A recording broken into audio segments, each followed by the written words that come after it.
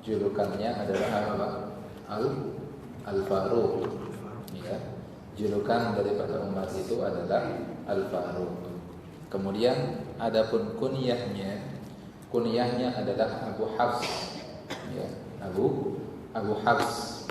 Jadi kalau ya dalam nama-nama itu biasanya orang itu ada gelarnya, namanya laqab, Pak. Kalau dalam bahasa Arab namanya laqab. Ada gelar yang kemudian biasanya orang tersebut diberikan gelar tersebut karena memang ya ada sifat yang menonjol dari dirinya sehingga kemudian ia layak untuk diberikan gelar tersebut. Adapun kunyah ini adalah termasuk sunnah, Pak. Kunyah itu biasanya yang dimulai dengan kata-kata abu atau ummu, Pak. Ya, bukan ke-Islamian, enggak. Itu memang Islami dan termasuk sunnah Nabi Sallallahu Alaihi Wasallam. Dan kita enggak boleh alergi dengan masalah tersebut. Dan masalah kunyah ini boleh siapa saja, Pak Bu. Maksudnya adalah tidak harus adalah orang yang sudah menikah kemudian punya anak, lalu kemudian kunyahnya adalah sesuai dengan anaknya sendiri, enggak. Bahkan anak yang masih kecil pun yaitu boleh untuk kemudian memiliki kunyah. Bahkan orang atau laki-laki atau seorang wanita yang belum menikah dan belum punya anak pun boleh baginya untuk kemudian memiliki nama kunyah. Ya. Dan ini adalah sunnah, Pak. Makanya para ulama terdahulu itu juga punya banyak kunyah, Pak. Ya. Bahkan Al-Imam An-Nawawi rahimahullahu taala beliau mengatakan bahwasanya kunyah ini adalah sunnah, baik bagi orang yang sudah menikah maupun orang yang belum menikah, baik yang sudah punya anak atau yang belum punya anak, baik yang kecil maupun dewasa. Karena Al-Imam An-Nawawi ini kunyahnya adalah apa? Abu apa, Pak? Abu Zakaria, Muhyiddin Abu Zakaria. Ya, Abu Zakaria. Padahal kita tahu, Pak, Al-Imam An-Nawawi ini ya tidak sempat menikah. Beliau disibukkan dengan ilmu, lalu kemudian beliau tidak sempat untuk menikah. Tapi beliau memiliki kunyahnya apa? Abu Zakaria. Ya, jadi tadi kembali kepada pembahasan Umar radhiyallahu taala anhu. Umar julukannya adalah Al-Faruq karena beliau adalah sosok yang kemudian bisa membedakan antara yang hak dan juga al-batil. Makanya nama Al-Faruq. Al-Faruq itu adalah pembeda, orang yang bisa membeda-bedakan antara yang hak dan juga yang batil. Adapun kemudian tadi kunyahnya adalah Abu Hafs, ya, Abu Hafs. Nah, Umar radhiyallahu taala anhu ini tentunya kita sudah kenal, Pak, ya. Ya, Umar radhiyallahu taala anhu adalah khalifah yang keberapa, Pak? Yang keberapa? Yang kedua. Yang pertama siapa? Abu Bakar radhiyallahu taala anhu. Yang kedua Umar bin Khattab. Yang ketiga Utsman bin Affan radhiyallahu taala anhu. Kemudian siapa lagi? Yang terakhir Ali. Yang kelima Al-Hasan. Betul. Ya, Al-Hasan itu juga termasuk khalifah karena masa khalifah itu berapa? 40 tahun. Ya, termasuk diantaranya adalah kekhilafahan dari Al-Hasan bin Ali. Yang selanjutnya khalifah yang lainnya. Siapa? Umar bin Abdul Aziz, dikenal sebagai, justru julukannya adalah khalifah yang kelima. Itu adalah siapa? Umar bin Abdul Aziz. Nah, Umar radhiyallahu taala anhu tentunya dulunya adalah merupakan orang yang disegani pada masa jahiliyahnya. Bahkan ya kemuliaan dari Umar ini tidak pudar setelah beliau kemudian masuk ke dalam agama Islam. Justru kemuliaan daripada Umar dan juga Hamzah tentunya itu semakin kuat setelah mereka masuk ke dalam agama Islam. Hal ini sesuai dengan yang diisyaratkan oleh Rasul sallallahu alaihi wasallam dalam sabdanya, Rasul sallallahu alaihi wasallam bersabda, "An-nasu kal ma'adin." Ya, diriwayatkan oleh Imam Al-Bukhari dan juga Imam Muslim, bahwasanya manusia itu ibarat barang tambang, Pak. Ya, tahu barang tambang, Pak? Barang tambang itu ada apa saja? Ada emas, kemudian apa? Ada tembaga, ada perak, ya. Jadi tembaga itu beragam, Pak.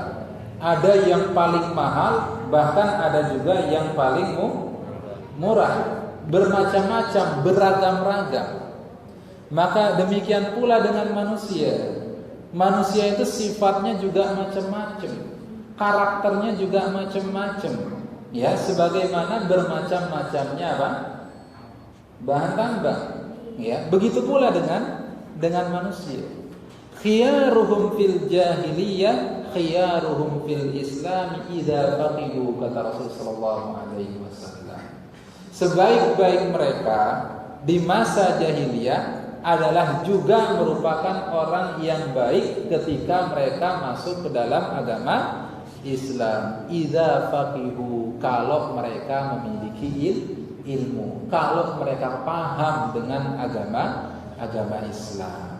Jadi Umar radhiyallahu taala anhu ketika masa jahiliyahnya, Hamzah bin Abdul Muttalib ketika masa jahiliyahnya adalah merupakan orang-orang yang sudah memiliki kedudukan, adalah merupakan orang-orang yang disegani di tengah-tengah umatnya, di tengah-tengah kaumnya. Maka demikian pula ketika kemudian mereka masuk ke dalam agama Islam, maka apa yang menjadi kemuliaannya tersebut tidak pudar, justru akan semakin bertambah dan bertambah, terutama kalau kemudian setelah dia berislam ditambah lagi dengan memiliki pemahaman agama Islam yang baik. Ya. Jadi Umar radhiyallahu taala anhu tadi kita katakan adalah khalifah yang kedua. Saya cuma hanya membahas sekilas saja ya, karena kalau kita bahas Umar bin Khattab radhiyallahu taala anhu enggak akan cukup satu kali pertemuan, dua atau tiga kali pertemuan. Rasulullah sallallahu alaihi wasallam bersabda bahwasanya setiap nabi itu di antara umatnya ada orang-orang yang diberikan ilham oleh Allah Subhanahu wa taala. Ada orang-orang yang kemudian diberikan ilham oleh Allah Subhanahu wa taala. Dan kalaupun ada di antara umatku yang diberikan ilham oleh Allah Subhanahu wa taala, "Lau kana min ummati mulhamun lakana Umar radhiyallahu taala anhu." Kalau seandainya ada di antara umatku orang yang diberikan ilham oleh Allah Subhanahu wa taala, maka dia adalah Umar radhiyallahu taala anhu. Karena lisan daripada Umar ini senantiasa kemudian berkesesuaian dengan yang namanya al-haq, berkesesuaian dengan kebenaran. Bahkan banyak daripada apa yang menjadi pendapat dan ide daripada Umar radhiyallahu taala anhu ini kemudian dibenarkan oleh wahyu dari Allah Subhanahu wa taala. Ya.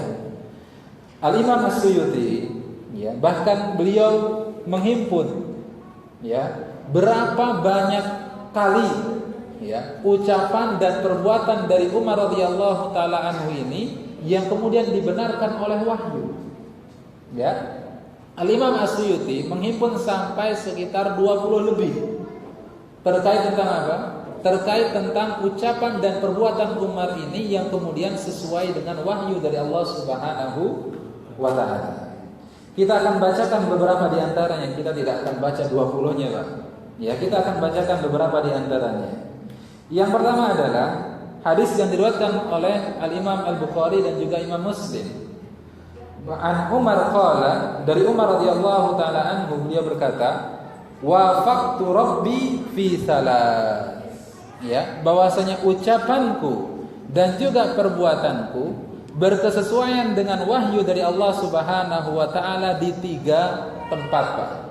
Di 3 tempat. 3 tempat tersebut apa? Ya. Yang pertama, qultu, saya pernah berkata kepada Rasul sallallahu alaihi wasallam, "Ya Rasulullah, law ittakhadna min maqami Ibrahim musalla." Wahai Rasul sallallahu alaihi wasallam, bagaimana kalau sekiranya kita jadikan maqam Ibrahim yang ada di mana? Di dekat Ka'bah, ya, maqam itu artinya apa? Tempat berdiri, bukan makam kuburan bahasa Indonesia, ya. Maqam Ibrahim adalah tempat bekas berdirinya Nabi Ibrahim alaihissalam. Kata Umar radhiyallahu taala pernah berkata kepada Rasul sallallahu alaihi wasallam, "Wahai Rasul, bagaimana kalau sekiranya maqam Ibrahim tersebut kita jadikan sebagai tempat sholat?" Ya, tidak lama setelah kemudian ide daripada Umar radhiyallahu taala anhu ini, maka kemudian turunlah firman Allah Subhanahu wa taala, "Wattakhidhu mim maqami Ibrahim musalla." Dan jadikanlah makam Ibrahim itu sebagai tempat sholat. Dan inilah sunnah yang kemudian masih tegak sampai sekarang ini, di mana kita disunnahkan untuk apa? Sholat di depan makam Ibrahim. Satu, Pak. Satu dari apa yang menjadi ide, dari apa yang menjadi perkataan dan perbuatan Umar yang kemudian dibenarkan oleh wahyu. Yang kedua, wa qultu, dan saya juga pernah berkata kepada Rasul sallallahu alaihi wasallam, "Ya Rasulullah, yadkhulu ala nisa'ikal birru wal fajir." Ya, wahai Rasul sallallahu alaihi wasallam, yang masuk ke dalam rumahmu itu kadang ada orang baik, ada juga orang yang jahat. Ya. Kadang yang masuk ke rumahmu dan masuk ke rumah istri-istrimu itu adalah orang yang baik, kadang juga orang yang jahat. Falau amartahunna yahtajibna. Bagaimana kalau seandainya engkau perintahkan kepada mereka untuk berhijab, untuk menutup aurat mereka, untuk memakai jilbab mereka? Kenapa? Karena setiap hari yang masuk ke rumah Rasul sallallahu alaihi wasallam itu adalah orang yang baik, ada juga orang yang jahat. Sehingga khawatirnya kalau kemudian orang-orang ini bebas masuk keluar rumah Nabi sallallahu alaihi wasallam, maka mereka juga akan melihat apa yang menjadi aurat dari istri-istri Nabi sallallahu alaihi wasallam. Maka kemudian Umar mengusulkan kepada Rasul sallallahu alaihi wasallam agar kemudian para istrinya ini apa? Berhijab. Maka disinilah kemudian turun tentang ayat hijab. Ya, ya ayuhan nabi, kulli azwajika, ya, kulli azwajika wa banatika wa nisa'il mu'minin. Wahai nabi, katakanlah kepada siapa? Kepada istri-istrimu. Kepada siapa? Kepada anak-anak perempuanmu. Kepada siapa? Kepada wanita-wanita orang-orang yang beriman. Untuk apa? Untuk kemudian mereka menurunkan apa yang menjadi hijab mereka. Ya. Ini yang keberapa? Yang kedua, dari apa yang menjadi perkataan, usul, ide, saran dan perbuatan dari Umar yang kemudian dibenarkan oleh wahyu dari Allah Subhanahu wa taala. Kemudian yang ketiga, wa qultu,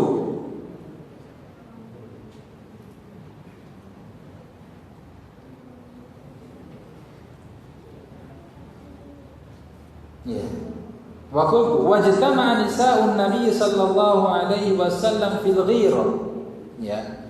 Jadi suatu ketika istri Nabi sallallahu alaihi wasallam itu berkumpul.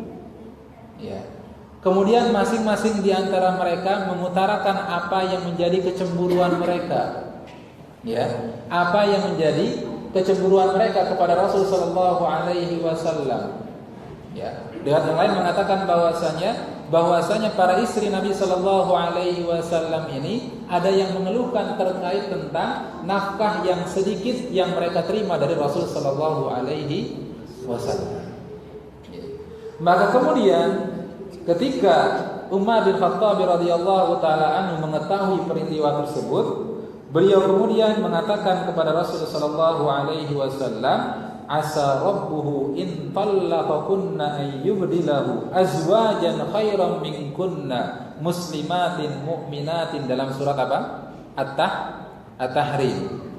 Ya, kata Umar radhiyallahu taala anhu, ketika kemudian istri-istri Nabi sallallahu alaihi wasallam ini berkumpul dan menyatakan kecemburuannya kepada Rasul sallallahu alaihi wasallam, maka kemudian kata Umar radhiyallahu taala anhu, maka semoga nanti Allah Subhanahu wa taala menggantikan dengan istri-istri yang jauh lebih baik dibandingkan dengan kalian. Kalau misalkan Rasul sallallahu alaihi wasallam mentalak dan menceraikan kalian. Nah, perkataan Umar ini kemudian turunlah dalam surat At-Tahrim, asa rabbuhu in tallaqakunna an yubdilahu khairan minkunna muslimatin mu'minatin, dan seterusnya. Ya. Ini diantara 3 dari apa? Dari ide, usulan, saran dari siapa? Umar bin Khattab radhiyallahu taala anhu, yang kemudian berkesesuaian dengan wahyu dari Allah Subhanahu wa taala. Kemudian saya sebutkan 5 aja, Pak. Banyak banget ini. Di hadis yang lainnya, kalau dalam Sahih Imam Bukhari dan Muslim ini disebutkan yang 3. Dalam hadis yang lainnya yang diriwayatkan oleh Imam Muslim, hadis Imam Muslim saja, beliau mengatakan bahwasanya wafaqtu rabbi fi salas, ya, bahwasanya ideku, saranku, ya, usulanku bersesuaian dengan wahyu dari Allah Subhanahu wa taala pada 3 tempat.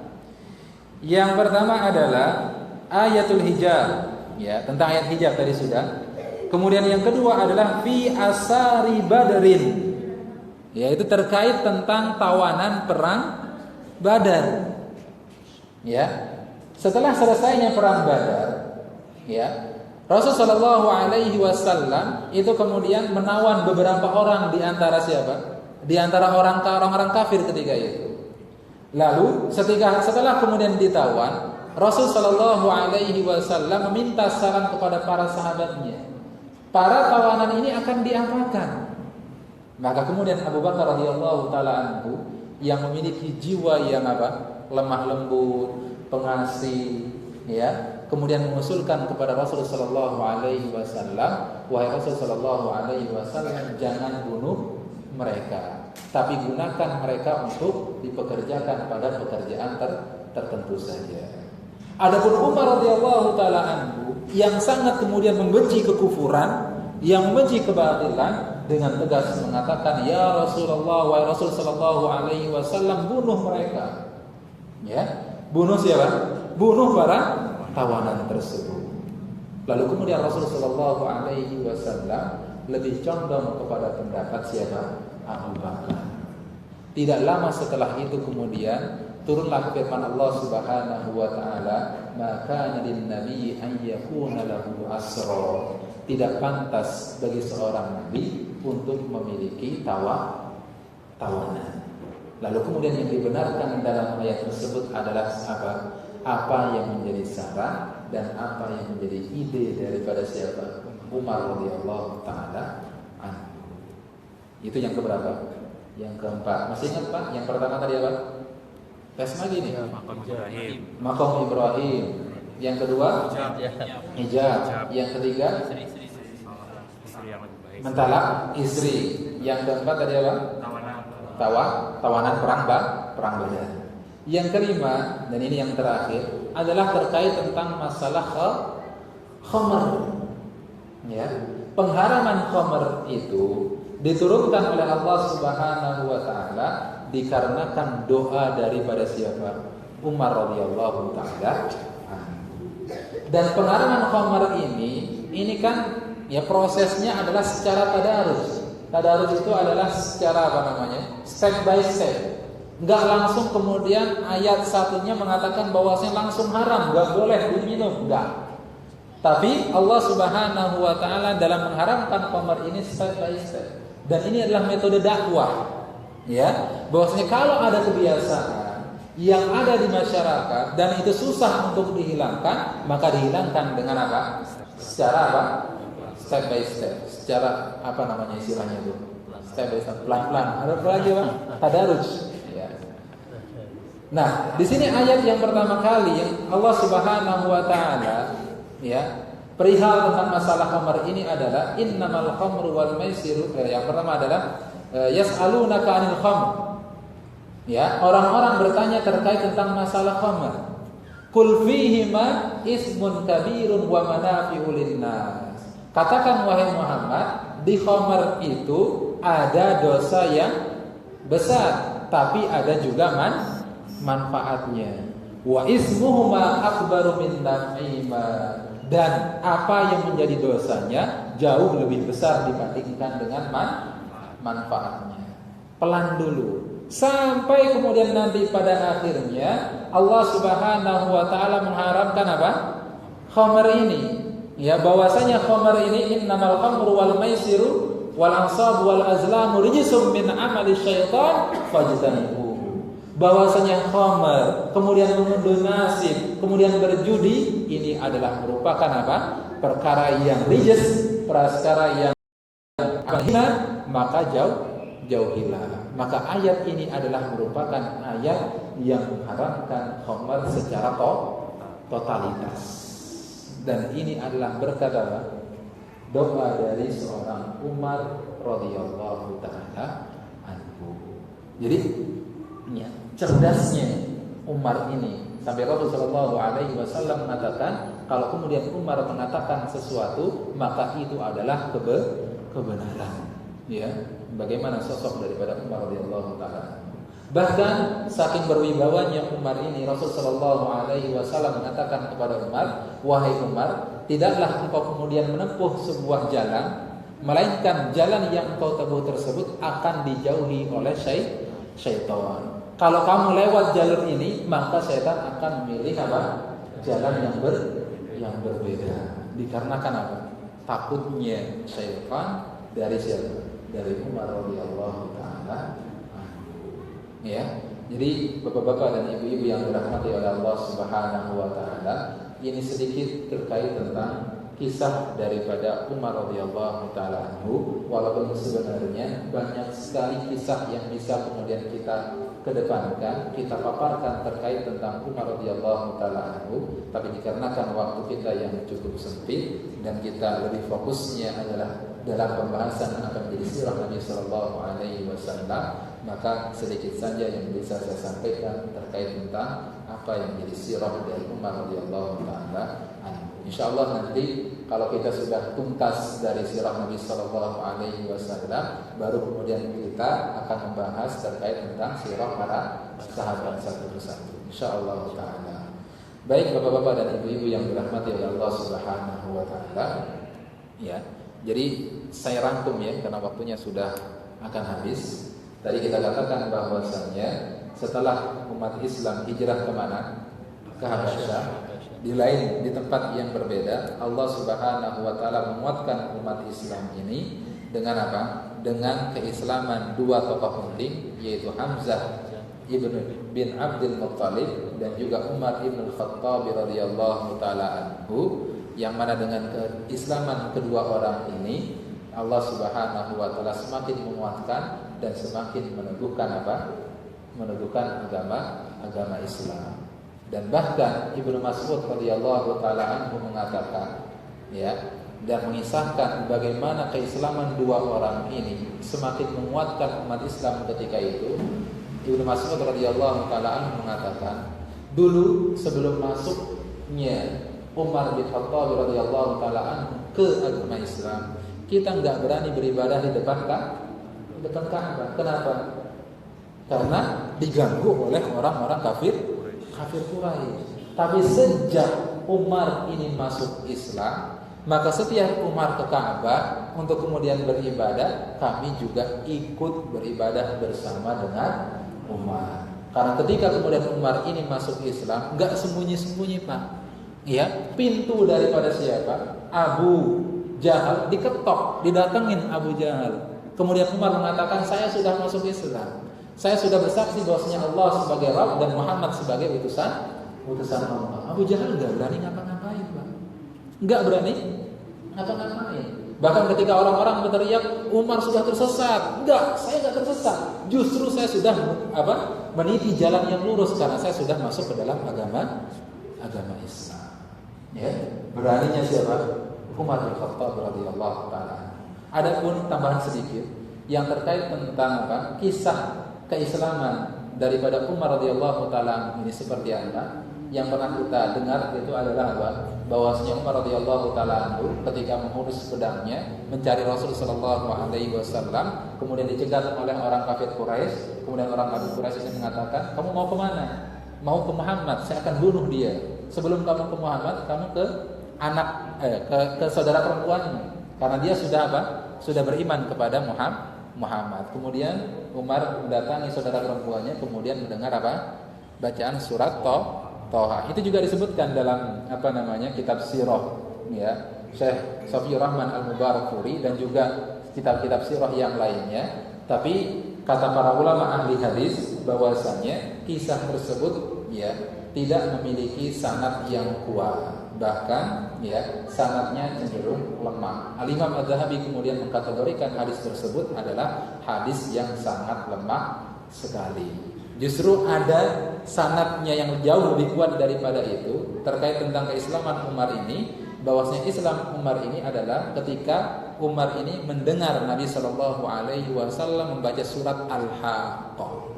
Ya, ini diantara riwayat terkait tentang masalah keislaman Umar. Tapi disebutkan oleh siapa? Oleh para ahli sejarah. Tapi oleh ahli hadis dikatakan bahwasanya sanad-sanadnya adalah sanad-sanad yang tidak kuat dan cenderung lemah. Jadi saya tidak bawakan terkait tentang masalah tersebut. Ya. Baik bapak-bapak dan ibu-ibu yang dirahmati oleh Allah Subhanahu wa taala, sudah jam 8 ya. Demikian kajian kita pada kesempatan malam hari ini. Semoga bermanfaat. Saya mohon maaf kalau ada kesalahan dan juga kekurangan. Yang benar adalah yang dari Allah Subhanahu wa taala, dan yang salah berasal dari diri saya sendiri dan juga dari syaitan. Wal 'afwu minkum. Subhanakallahumma wa bihamdika asyhadu an la ilaha illa anta astaghfiruka wa atubu ilaik. Assalamualaikum warahmatullahi wabarakatuh. Waalaikumsalam.